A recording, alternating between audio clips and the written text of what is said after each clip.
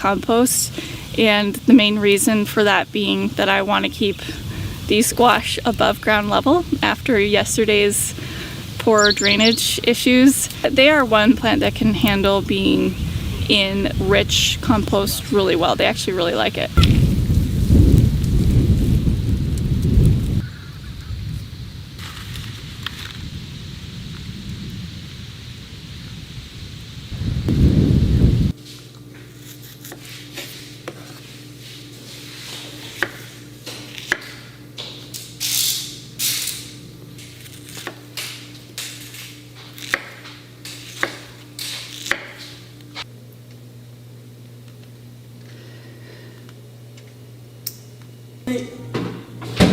Gave my tomatoes the weekend to see if they would recover, and some of them are and some of them aren't. It looks like I'm going to lose about 50% of the tomatoes.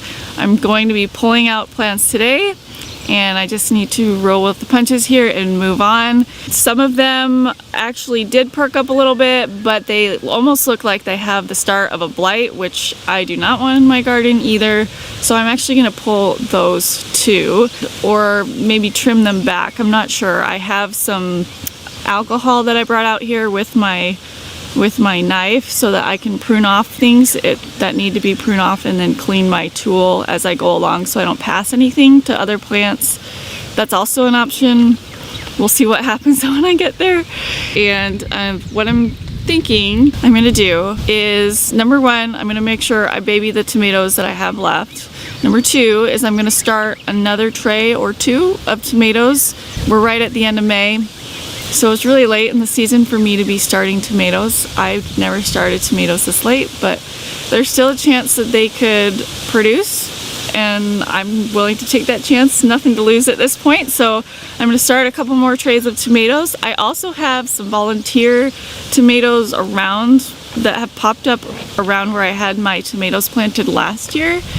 And thankfully there are still some left. I weeded some of them out as I went along the season, but there's still some kind of here and there. So I'm going to grab those and transplant them. The only thing with doing that is that I don't know whether or not they are a cherry tomato or a slicing tomato or a paste tomato. I can kind of tell, but not entirely. So that's going to be kind of a wild card, but I figure it's worth a shot. Better than doing nothing. It makes me feel better to at least do something. I don't know.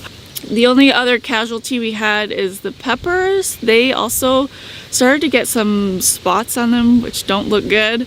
But this pepper I've grown and saved seeds from for several years, and I've had them get spots before and recover. So I'm hopeful that they will recover fully.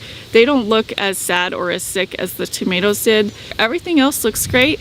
We're having a good harvest of our peas and strawberries, and the cabbages look good. Celery is looking good. So all of our other crops look good. Just had a major problem with the tomatoes this year. But hey, live and learn. We're moving on, and it's hopefully going to be a great rest of the season. I'm heading out to plant those tomato seeds, but I thought I'd show really quick my potatoes. They actually look really good. Over here, I had Cam drop me off a bale of hay. I don't know if you can see it back there, so that we can cover these with hay, because now is the time to bury them deep. They do not like heat. And so where we live, it is good to keep them really covered with straw. And then, like last year, we had a really good harvest because we did that. I probably won't get to that today. But I actually went inside and I changed my shirt and the rest of my clothes after working with those tomatoes, just in case they did have disease. I didn't want to spread it around and put it on any new plants.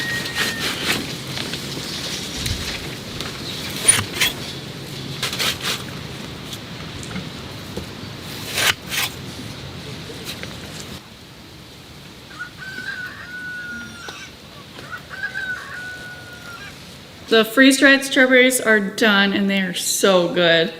I am gonna get these into jars, and we're gonna vacuum seal them, and that will also help because my kids really love these. They could eat them in about 20 minutes. So I want to save them for the winter and have them eat the fresh ones for right now. You want some right now? Mom, don't get the big one. Were they eating outside? Ken, don't eat the big one.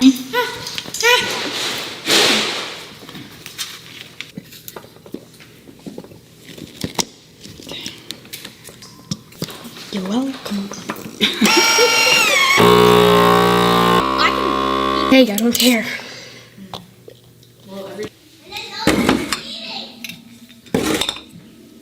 I went around my garden and grabbed all of the volunteer tomatoes that I could find so far, and I'm already up to 15, and I still saw quite a few more out there actually, but I'm trying to grab the ones from the tomato rows last year that were paste tomatoes. I want a bulk amount of paste tomatoes because they are easier for me to can rather than like a slicing tomato or a cherry tomato, which has a lot of water and a lot of seeds.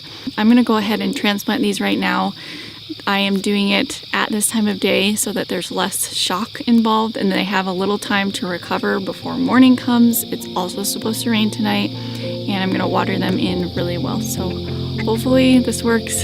If not, like I said, I have nothing to lose at this point.